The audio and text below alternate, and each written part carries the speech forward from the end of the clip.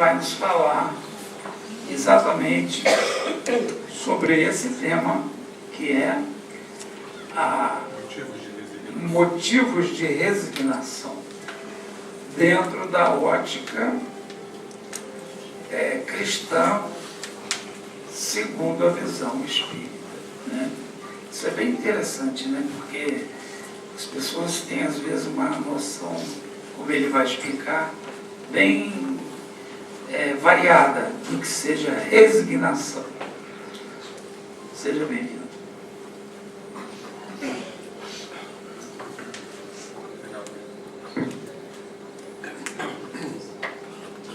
Boa noite a todos. Antes de mais nada, eu queria fazer um convite a todos. No dia 9 de outubro, lá na Associação Espírita Fraternal, de 10 ao meio-dia, nós vamos ter mais um encontro da Associação Médico Espírita de Nova Friburgo. E virão nada mais, nada menos do que o professor César Reis, orador conhecido internacionalmente, presidente do Instituto de Cultura Espírita do Brasil, aonde eu também pertenço, e virá com ele uma cantora que é inesquecível. Quem nunca ouviu a Natasha McKenna, por favor, não percam, que é uma voz lírica, de grande profundidade, ela canta mediunizada. Quem escuta aquela mulher cantar de Maria de Gounod, ou de Schubert, e fica impressionado. Quem escuta ela cantar o Hino do Amor, de Edith Piaf, que ela canta incorporada pelo próprio espírito da Edith, é de arrepiar. Não há um que não chore, tal a emoção. Então, dia 9, não percam, sem ser esse domingo das eleições, o outro, às 10 horas, lá no Fraternal, vai ser um encontro da AME com o 8º seu, o 8º Conselho Espírita de Unificação. Então, é imperdível. E aqueles que quiserem ter um avant-première, entrem lá no YouTube, a Natasha McKenna, e escutem. Ela tem várias canções, inclusive a Oração de São Francisco, muito bem interpretada. Vale a pena. São momentos realmente que tocam a alma, e nós estamos precisando disso, né? Estamos precisando de arte, estamos precisando de cultura. Enquanto a gente vê, lamentavelmente, a busca pela extinção da arte e da cultura, a gente tem que promover isso. A Clélia estava falando agora há pouco que a gente não pode ser omisso. A gente não tem que ser agressivo, mas a gente tem que colocar as coisas nos seus devidos lugares. Então temos que promover a arte, o teatro, o cinema, a cultura, a literatura, porque tudo isso é importante para o enlevo da alma. Tudo isso vale a pena, eu garanto a vocês. A leitura que nos foi trazida, nosso irmão interpretou,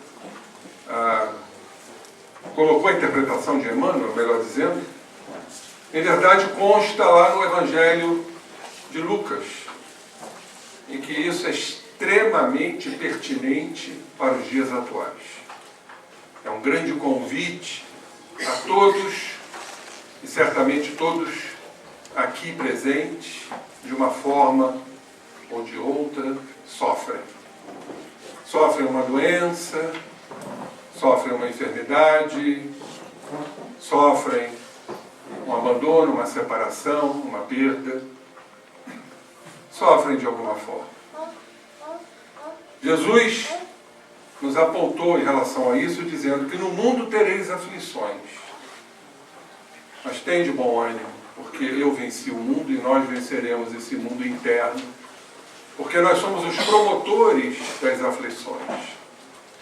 E por sermos os promotores das aflições, todos nós temos que carregar a bendita cruz.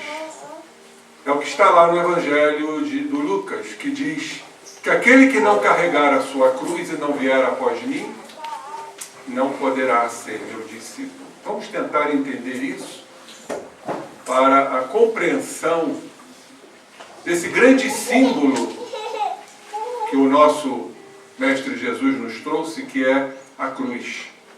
A cruz é para todos nós. Não foi para ele, mas como grande missionário se submeteu ao processo doloroso da crucifixão, ou crucificação. E todos nós precisamos carregar nossas cruzes, que elas estão na medida exata da nossa suportabilidade. A cruz ela tem um aspecto bem interessante, simbolicamente falando, porque ela nos mostra o realinhamento moral. A cruz é para nos realinharmos. E quando nos realinhamos e deixamos no curso da vida as imperfeições, a mágoa, o ódio, a raiva, certamente estamos não sendo perdoados por Deus, porque Deus não precisa perdoar. Mas nós estamos sendo abraçados por Deus no nosso processo de realinhamento, que significa nada mais, nada menos do que seguir as leis excelsas do Pai. Então a cruz se presta a essa condição. Embora ela represente dor e sofrimento, de certa forma, é onde nós vamos nos realinhar. Mas a cruz também ela se finca na terra para nos mostrar o nosso processo encarnatório, da vida encarnada, desse corpo físico extremamente limitado, em virtude da nossa condição espiritual. Mas também o alto da cruz se abre aos céus, na grande amplitude divina, para onde todos nós, inexoravelmente, nos encaminharemos pela força do progresso e pela força da razão. Todos os seres, uns mais rapidamente, outros menos rapidamente, pelo livre-arbítrio, se encaminharão a este progresso. E para isso, seguirmos Jesus, sermos discípulos de Jesus, temos que carregar nossas cruzes. E fica uma pergunta no ar para as nossas reflexões. Será que estamos carregando nossas cruzes devidamente? Já que ela é proporcional às nossas forças? Como diz o grande Lacordaire, um dos que contribuíram para a codificação espírita, numa comunicação extraordinária em Havre, 1863, e que consta no capítulo O Bem e o Mal Sofrer. Será que nós estamos verdadeiramente resignados? E o Gilson fez uma colocação muito importante, que a gente escuta muito isso. Resignado é submissão a tudo que ocorre na vida? Não. Vamos colocar isso no seu verdadeiro degrau de entendimento. Resignação significa a compreensão genuína e autêntica daquilo que nós não podemos modificar. Por exemplo, diante da morte, a gente tem que se resignar. A gente pode mudar a morte, sendo uma lei de Deus? Não. Se eu estou cometido de uma enfermidade e estou na cama, eu tenho que me resignar por hora. Não quer dizer que eu não lute. Não quer dizer que eu não vá ao médico, que eu não busque medicamentos, antídotos para aquela enfermidade. Então as pessoas entendem resignação como um conformismo, uma indiferença, uma apatia, e não o é. Resignação é a compreensão daquilo que eu não posso mudar. E aí eu me lembro uma frase de Francisco de Assis, que eu entendi que essa frase era dele, mas ela consta na oração dos Alcoólicos Anônimos. Aquela frase famosa que se inicia em toda a reunião do AA. Ó Senhor, dai-me forças para mudar o que eu posso mudar. Agora, dai-me resignação para aceitar aquilo que eu não posso mudar, e a sabedoria para distinguir uma coisa de outra. Então vejam que beleza. Resignação é a compreensão daquilo que eu não posso mudar. Mas a gente coloca uma vírgulazinha em algumas situações e coloca por hora. Porque isso é de fundamental importância. Quando entendemos que eu não posso mudar agora, mas eu posso mudar mais à frente. Vamos dar um exemplo clássico. Eu me noto e me observo que eu sempre sinto raiva quando alguém me dá uma fechada na rua. Então, pelo autoconhecimento, eu vejo que eu senti raiva. Eu posso mudar essa raiva? Não. Eu senti raiva, já está sentida. Eu não preciso ficar me sobrecarregando de culpas. Ai, meu Deus, por que eu senti raiva? Eu sou um espírita. Que grande equívoco. Paulo já nos aponta: irai-vos, mas não pequeis.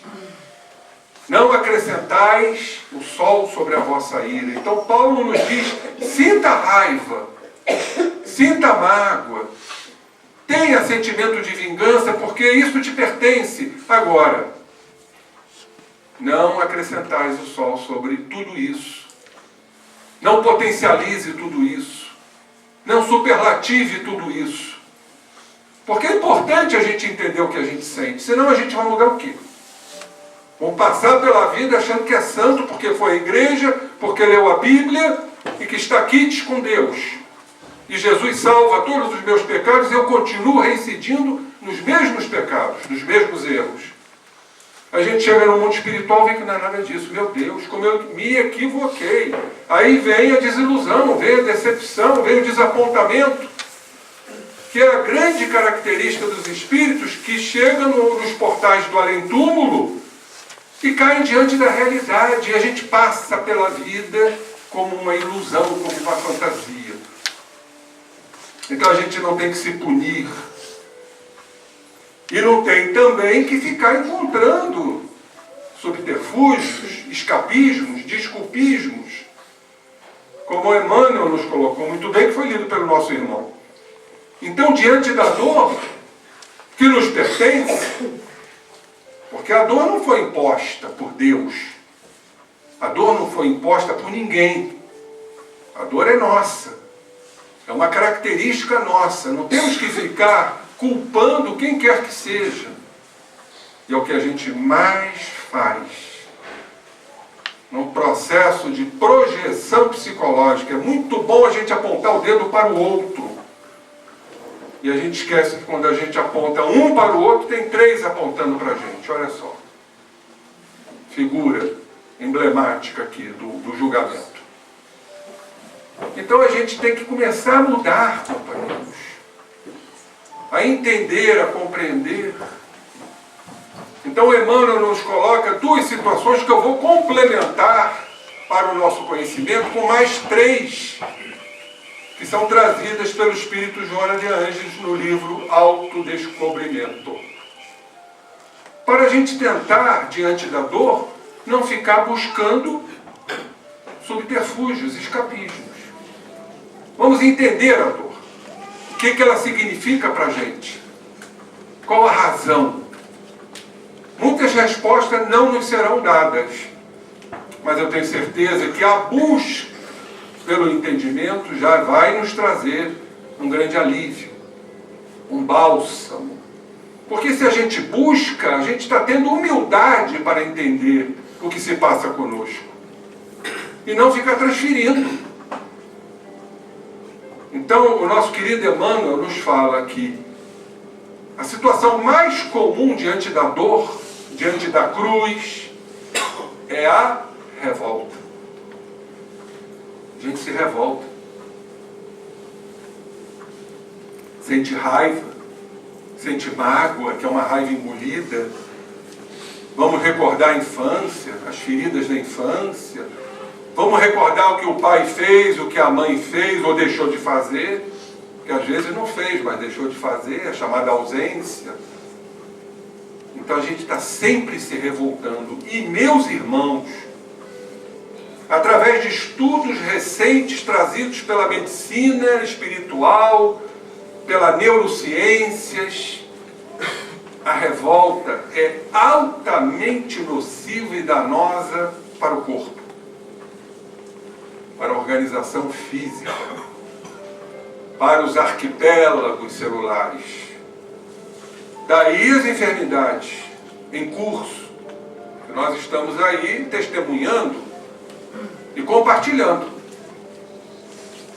Não vamos deixar de ter a raiva, mas nós podemos sim, devemos sim amenizar essa raiva, e a gente só ameniza pela compreensão.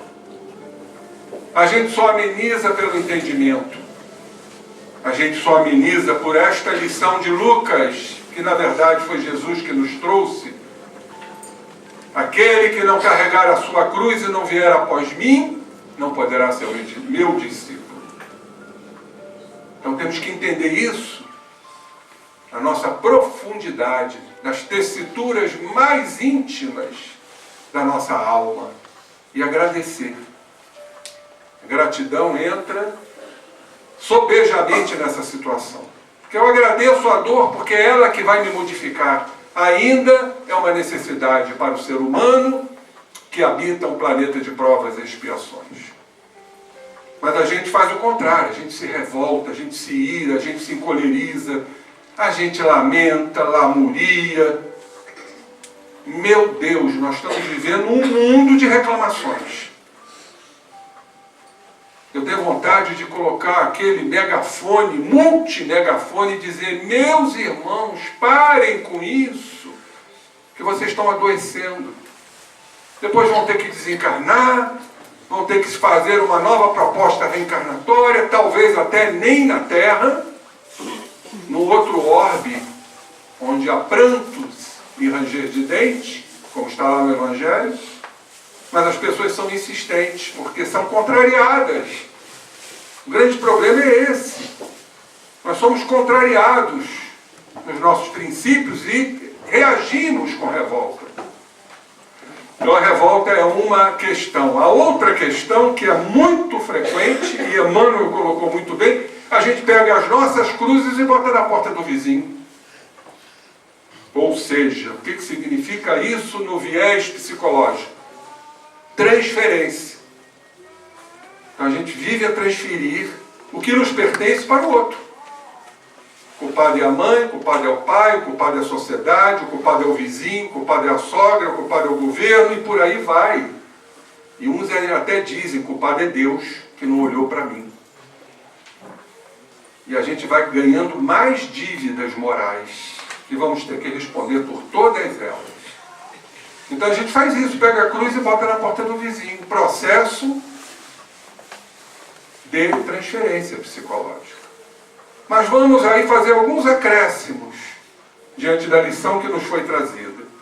Vamos lá em Joana. Uma outra situação extremamente comum. Eu sou culpado.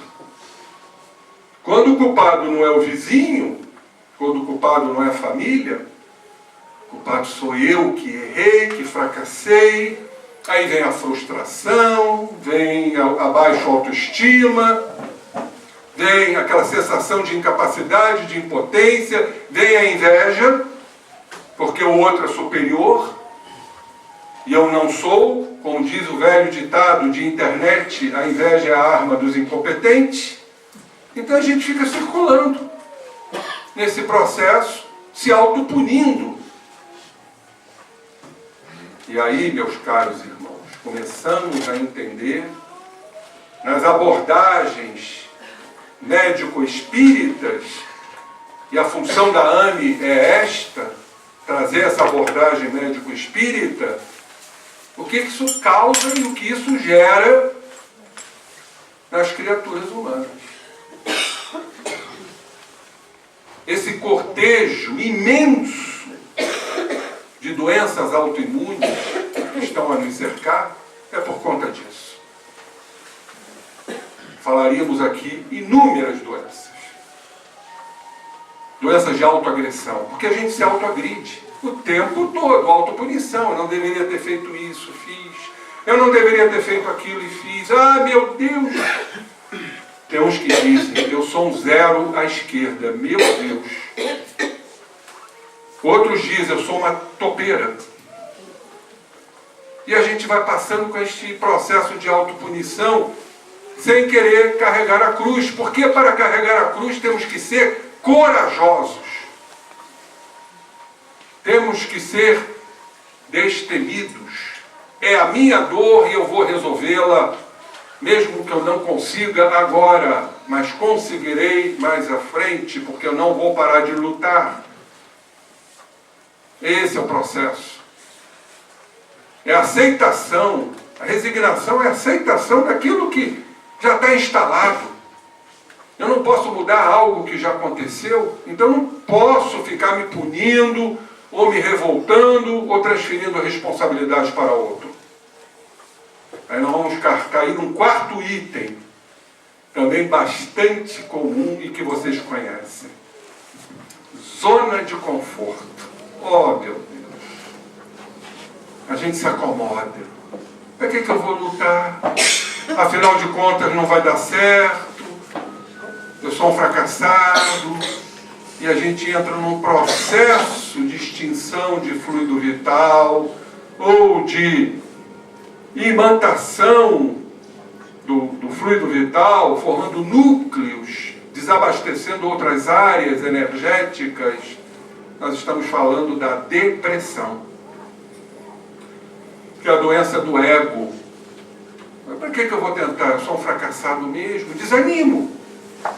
Aí eu fico naquela minha zoninha de conforto. Está muito bom aqui. Aplaco isso como? Vou ao psiquiatra. Aí eu vou pegar lá o meu Rivotril, meu escitalopram, minha fluoxetina, o bromazepam, e eu vou silenciar meu cérebro. E as pessoas não sabem que vão silenciar o cérebro, mas não vão silenciar o espírito. É terrível isso, mas a gente tem que falar.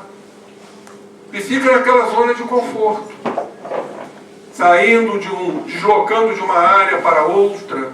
Afinal, se eu tenho culpa, se eu fico me punindo o tempo todo porque eu sou um fracassado, aí gera medo de enfrentar. O medo de enfrentar gera insegurança. A insegurança me reforça a rigidez, o perfeccionismo. Eu não posso errar, eu não posso fracassar. Aí eu erro, cai em sentimento de culpa e a gente fica naquele circuito fechado, como diz André Luiz, a zona de conforto. E o quinto fator, e hoje a gente encontra muito isso, a indiferença. Ah, deixa correr. Quero saber disso, não. E negócio de Jesus, de Deus, religião, e tô fora, como dizem os jovens, né? E a indiferença vai te comprometendo cada vez mais. Porque não resta alternativa, companheiros, a não ser a gente entender isso. Jesus foi o grande símbolo da resistência na cruz. Como nos fala André Luiz no livro Estude e Viva, capítulo 33. Resignação maior. Jesus tinha plena certeza que não podia modificar aquela situação, porque fazia parte da sua vinda, diante da ignorância, diante da crueldade, diante da mentira, mascaradas hipocritamente com o nome de religião. Então Jesus foi o símbolo do protesto, da resistência, que perdura até hoje, como diz André Luiz. É a simbologia da resistência diante da incúria e da ignorância, e não de apassivamento.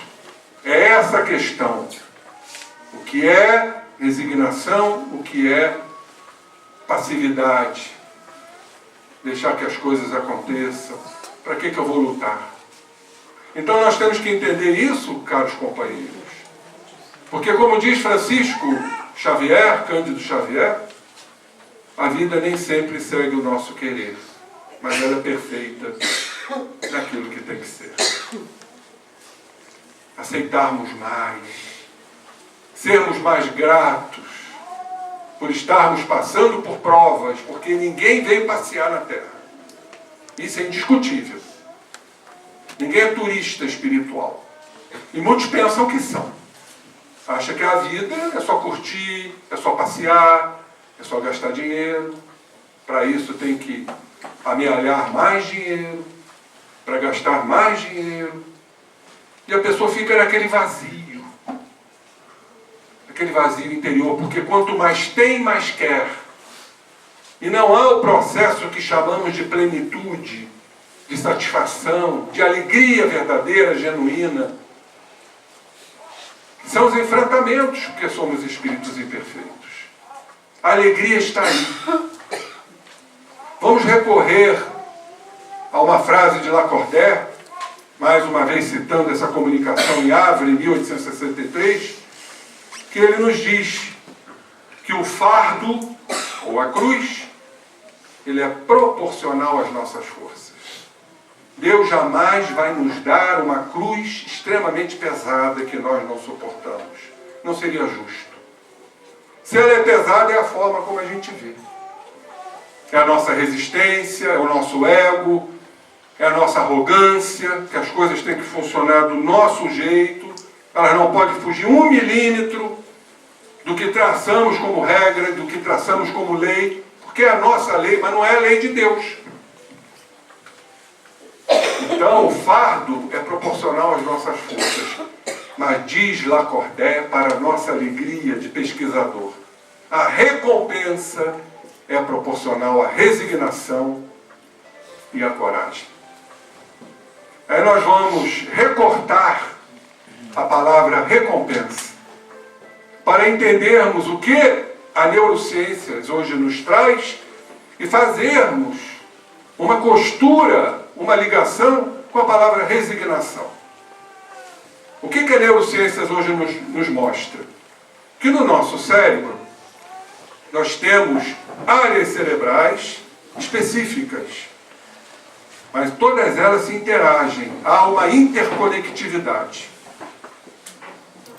Então a neurociência nos diz que nós temos emoções básicas. O que são as emoções básicas? Medo, raiva, mágoa, que nós não conseguimos deter, porque está na estrutura mais íntima do espírito.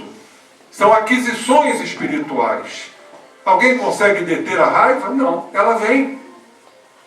De sopetão, inadvertidamente, ela surge. O que nos resta é olhar a raiva, mas ela vai surgir. E a gente pensa que nós estamos aqui para eliminar a raiva, nós estamos aqui para atenuar a raiva. Como é que se reconhece o verdadeiro espírita? Repito, é aquele que faz esforços para domar suas más tendências e suas más inclinações. Alguém consegue domesticar um cavalo selvagem só em montar em cima dele? Não, você vai ser derrubado várias vezes. Então a doutrina nos fala, é um processo lento. A domesticação é lenta, é gradativa.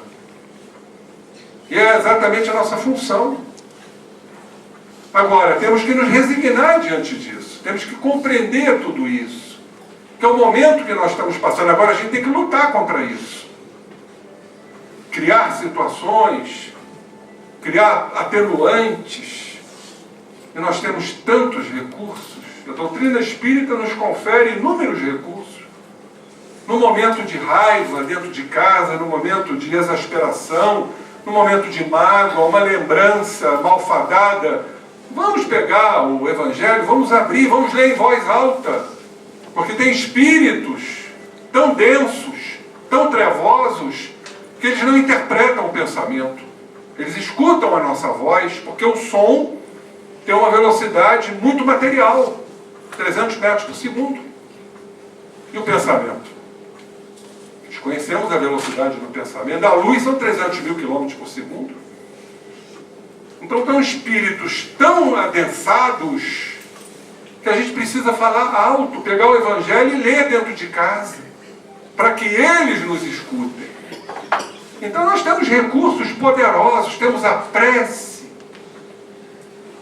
Vamos lá nos mananciais profundos do nosso psiquismo, o reino de Deus que habita em nós, para trazer a luz que vai iluminar nossas mentes e a ambiência local. Então, meus companheiros, nós temos os recursos. O fardo é proporcional. Agora, a recompensa, como diz a neurociências, toda vez que julgamos as nossas emoções básicas, e nós temos esse poder, é de inestimável valor no nosso cérebro, todo mundo sabe quando sente raiva, por mais que não admita. Todo mundo sabe quando sente mágoa, por mais que não admita.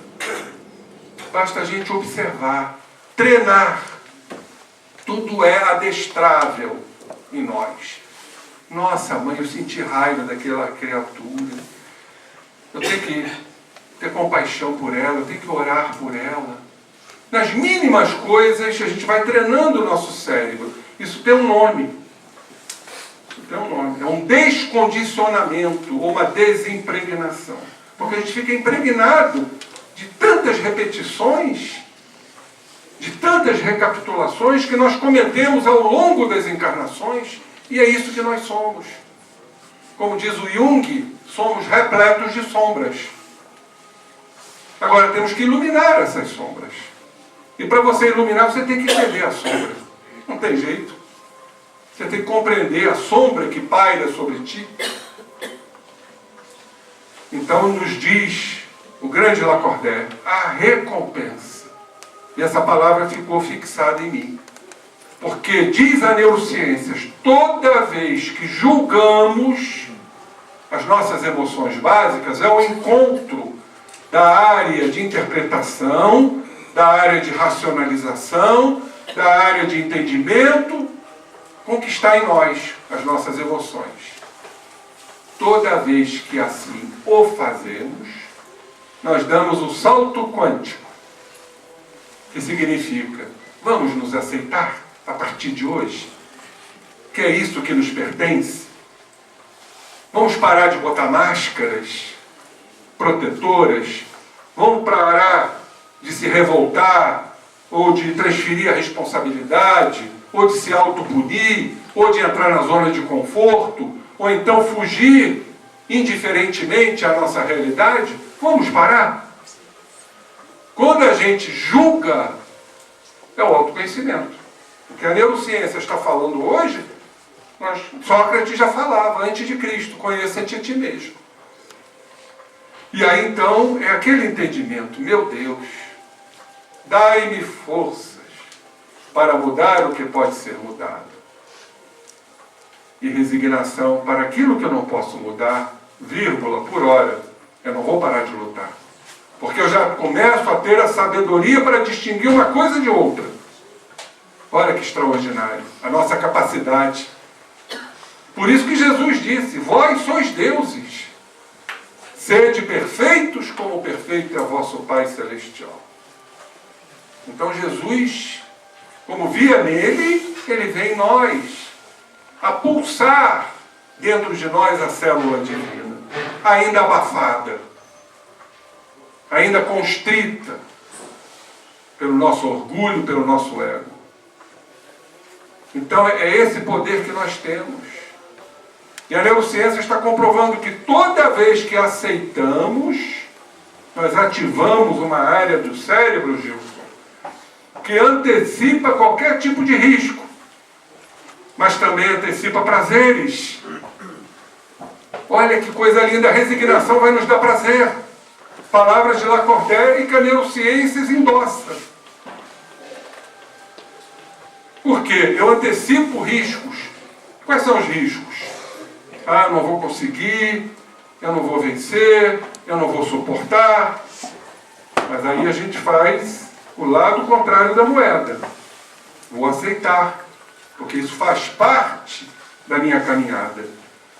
Vou me arrepender, vou me auto-perdoar, para perdoar o irmão.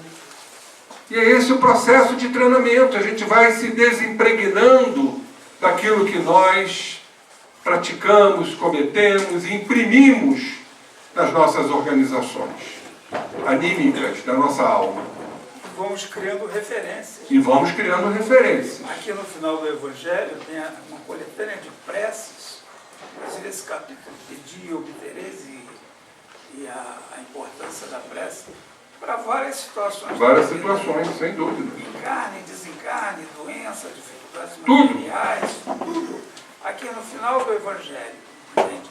E no início desse capítulo, ele fala exatamente o que o nosso amigo está falando, dessa necessidade da gente se conectar, ao nos resignarmos, ao termos a coragem é agir com o coração, coragem, agir com o coração. Nós vamos encontrar aqui no final do Evangelho. No final do Evangelho tem tudo aí. Os recursos, aquilo que eu disse, de pegar o Evangelho e abrir, a gente pode ir direto nas preces, intercessórias também. Então vejam bem, o que acontece no mecanismo cerebral? Segundo autores, pesquisadores, vou citar dois, George Moll, Jordan Grafman, onde passaram as criaturas nesse processo de julgamento, de aceitação, de resignação no aparelho de ressonância magnética. O que eles descobriram? Através da RM. Descobriram que toda vez que a criatura passa pelo autoconhecimento, se julga, no bom sentido falando, não é aquele julgamento que o Cristo fala, na medida que tu julgares, tu serás julgado. Isso é acusação. Estou falando um julgamento criterioso, julgamento sincero, julgamento honesto, humilde, de se reconhecer na falta, de buscar o arrependimento. Eu estou me aceitando. E a partir do momento que eu me aceito, eu vou antecipar riscos que eu saberei lidar com eles e vou antecipar prazeres. Seja porque eu já fiz isso, ou seja porque eu sei que isso vai acontecer. Isso é fundamental. A certeza, a esperança, é aí que nasce a fé. A fé, ela nasce desse entendimento, que é a fé raciocinada, que Kardec nos fala, que encara a razão face a face em qualquer época da humanidade. Nós estamos encarando a nossa razão, e aí eu tenho certeza que eu vou conseguir, mas por hora eu tenho que me resignar. Toda vez que eu antecipo riscos e prazeres, que eu sei que eu chegarei lá, Deus nos dá uma poderosa ajuda física para nós não desistirmos. Nós temos que ter o alento, nós temos que ter o estímulo, e esse estímulo, este alento é cerebral, que a neurociências brilhantemente descobriu através de pesquisas. Chama-se o circuito da recompensa. São áreas cerebrais, que eu não vou citar aqui, que são nomes complexos, que são ativadas mediante esse processo. E o que acontece, queridos irmãos? Há um derramamento de substâncias altamente de gratidão, de bem-estar, de alegria. O ser humano prossegue na dor com alegria. Parece algo paradoxal, e não é. Chico Xavier foi um exemplo disso. Na sua dor, ele era alegre. A alegria é o que nos move. O que nos adoece é a tristeza, a revolta, a culpa, a transferência. Isso sim nos adoece, porque gera ansiedade, que não tem fim. Agora, a alegria é cabível sim, quando fazemos esse circuito, criamos esse caminho de conhecimento, de aceitação, de resignação, de fé, de antecipação, de prazeres. O cérebro corresponde a nosso favor. Aí vai haver um derramamento de substâncias altamente protetoras, chamados neurotransmissores, ou neuropeptídeos, serotonina, endorfina, o hormônio do amor, que antigamente era um atributo da mulher, que o hormônio do amor era sintetizado mediante a amamentação e o trabalho de parto, hoje já se sabe que o homem sintetiza o hormônio do amor também. Qualquer criatura. Interessante que o hormônio do amor é sintetizado na mesma área do cérebro do hormônio do estresse. Oh, meu Deus! Não é difícil a gente raciocinar. Como é que uma mesma estrutura vai sintetizar hormônios tão antagônicos? O do amor e o do estresse, da ansiedade. Por que seria, pergunto eu? Nas nossas escolhas. Eu não vou deixar de me estressar, mas eu posso me estressar menos. E toda vez que assim eu o faço, eu já começo a sintetizar o hormônio do amor, que está ligado diretamente nas endorfinas, nas dopaminas e nas serotoninas. O cérebro alegre é o corpo alegre, é o coração alegre, são as vísceras alegres. A alegria é tão grande que nós vamos refugir. E os espíritos que estão à nossa volta vão se afastar ou vão agradecer as profundas lições que estamos dando. Olha o mecanismo da vida.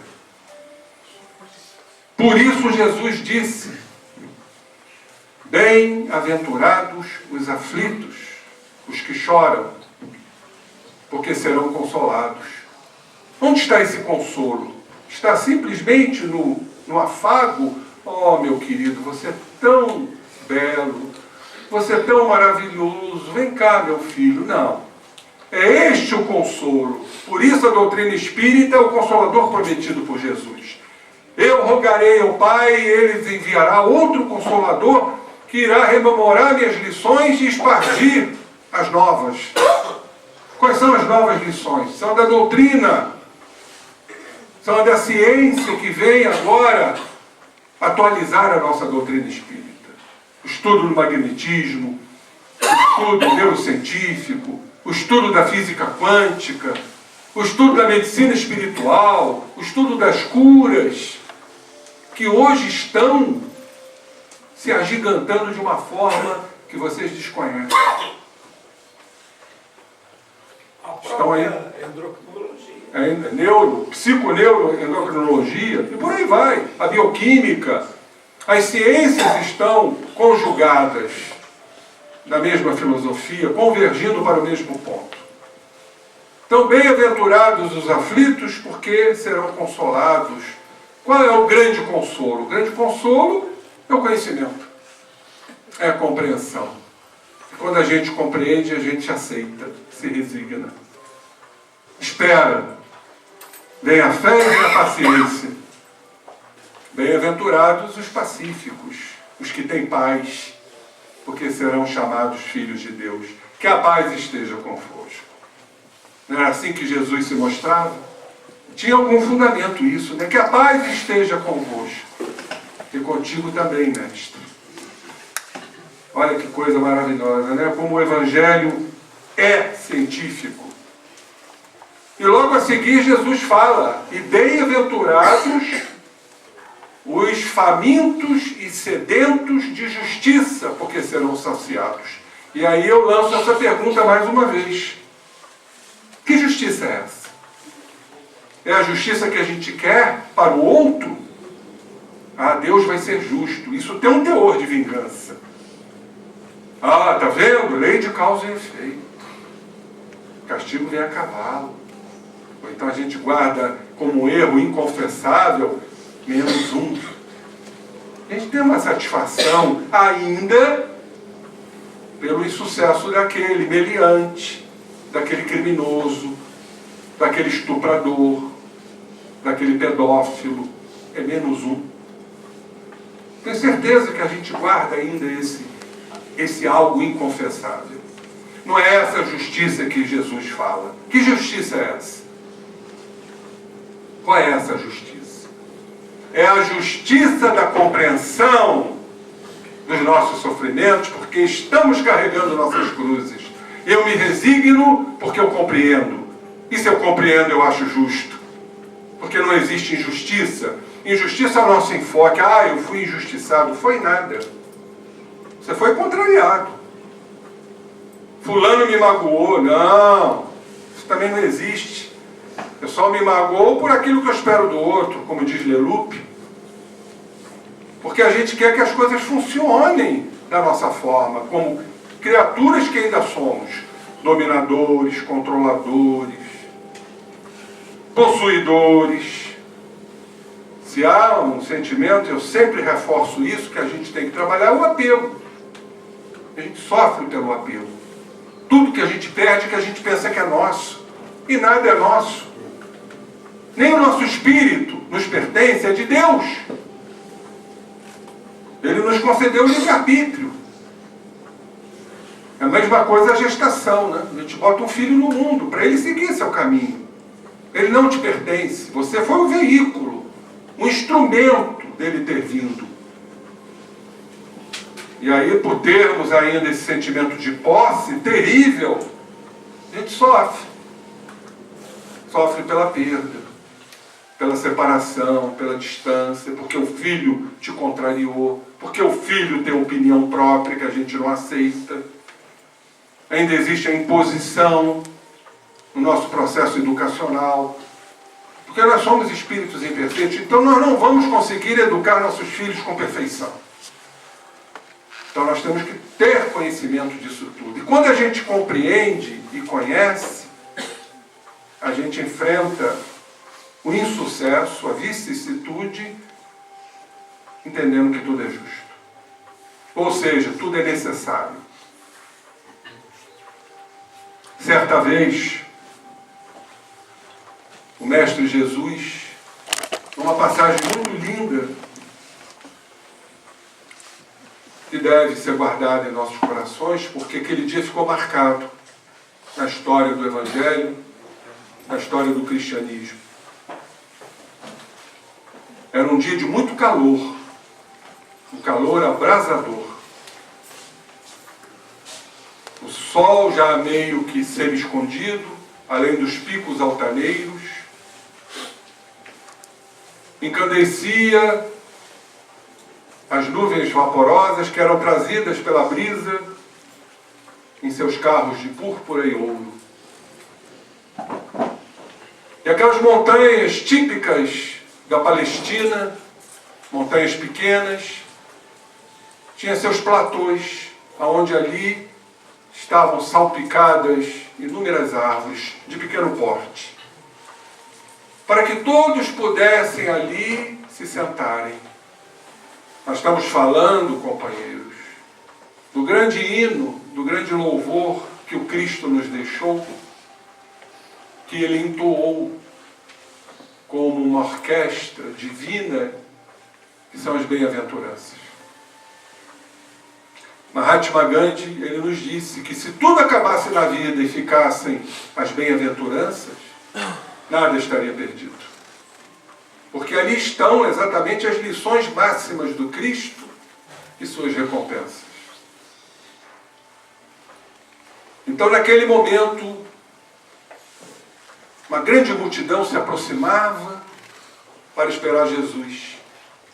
Eram judeus de Jerusalém, da além Jordão, eram estrangeiros da Decápole, eram agricultores, pescadores, pessoas humildes, simples, mas todas elas sobrecarregadas de aflições.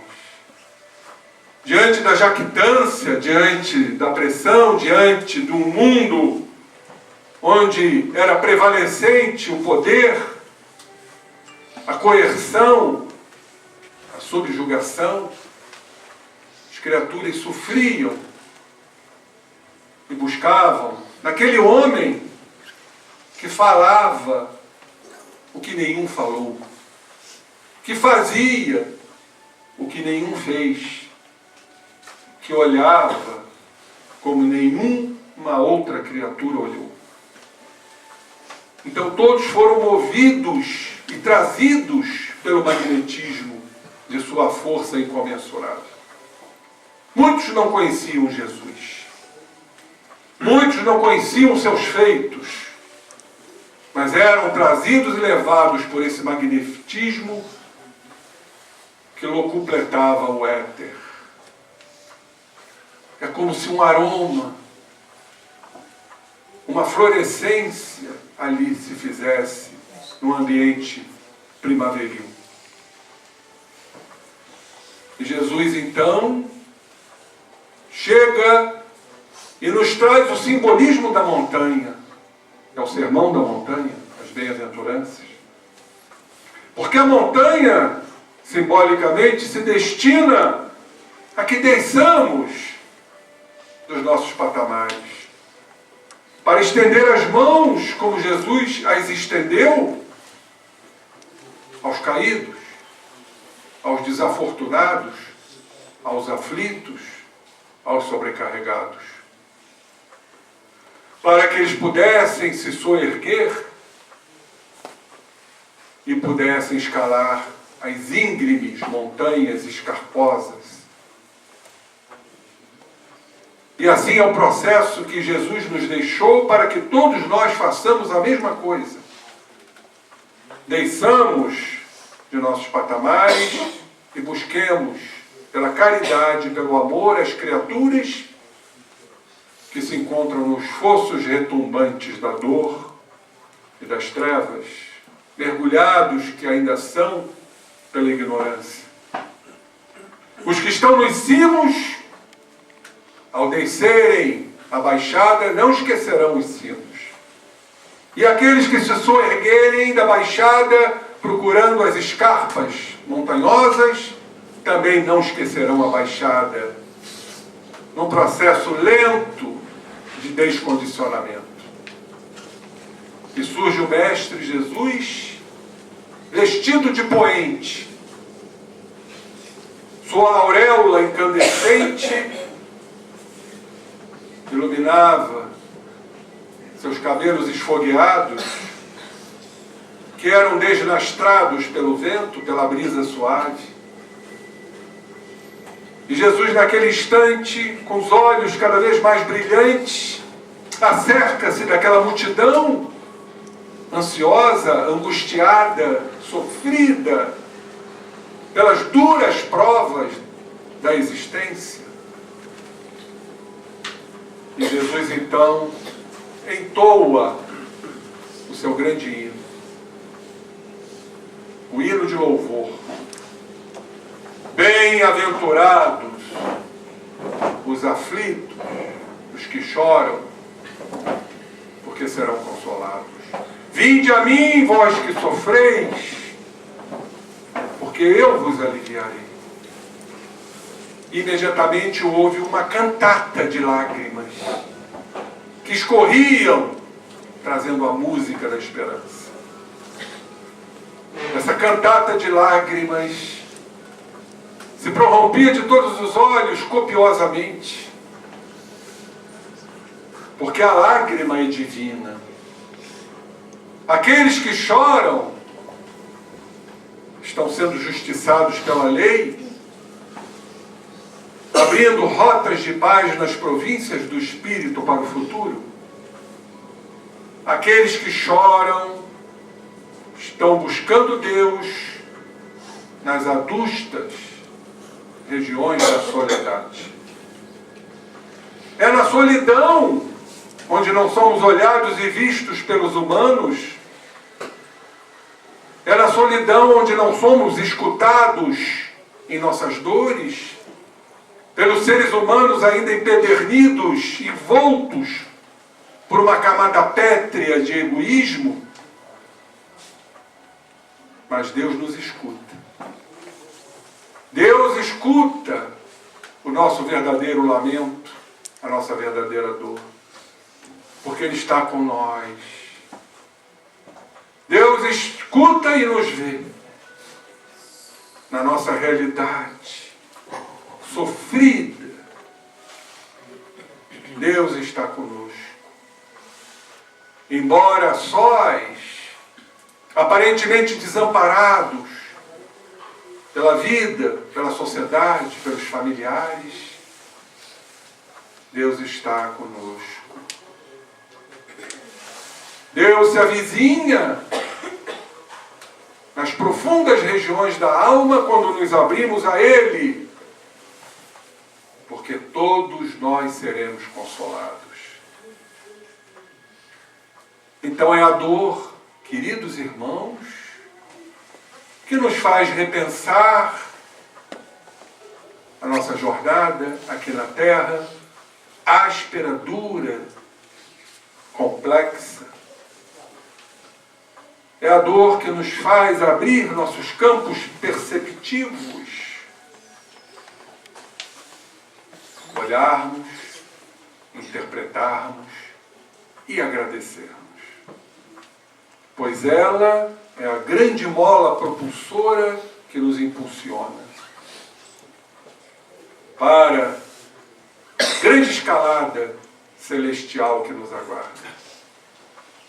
Porque o grande consolo, meus caros e queridos irmãos, está na certeza de que todos atingiremos o cume da montanha, os altiplanos da vida espiritual, porque todos fomos criados por essa lei, esta lei que cabe a todos nós, de que lá chegaremos porque somos ovelhas deste grande aprisco de amor.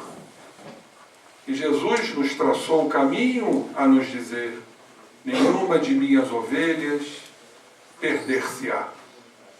Agora, tenhamos ânimo, tenhamos fé, tenhamos perseverança, porque aquele que perseverar, salvar-se-á. Busquemos nos recônditos mais profundos do nosso espírito o combustível necessário para a vitória da alma diante das questões tão desprezíveis da matéria, dos desejos, porque há algo que supera tudo isso. É a certeza de que Deus nos aguarda. Com seus braços compridos, para que possamos ser abraçados quando lá chegaremos como vitoriosos das conquistas adquiridas por todos nós. E possamos dizer, genuflexos: Pai querido, muito obrigado. Porque são essas provas duras, acerbas, que em verdade foram criadas pela minha incúria, que eu despertei. E esse despertar significa mudança de olhar de uma vida que estua com felicidade. Das dificuldades criadas, que possamos ter um olhar mais tranquilo e olharmos a natureza que nos abraça. Desde a floresta das montanhas até as brisas marítimas do litoral. E quando sentimos isso bafejar em nós, como uma energia composta de amor e suavidade,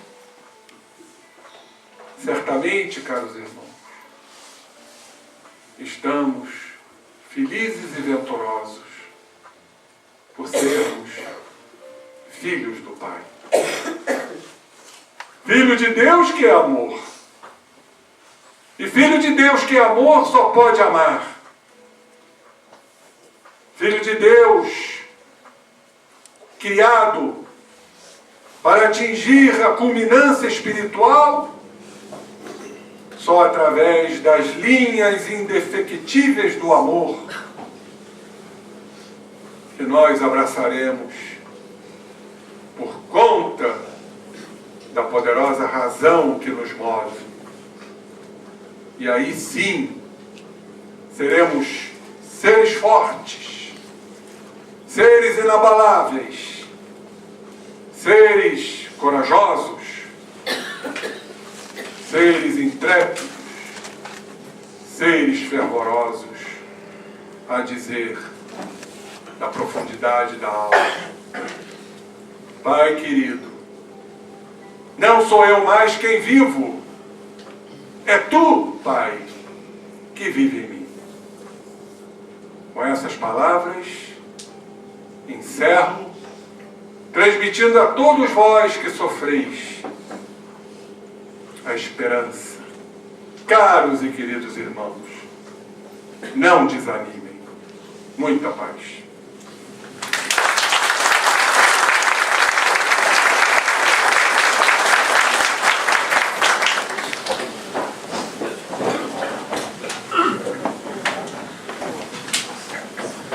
Agradecemos então as palavras carinhosas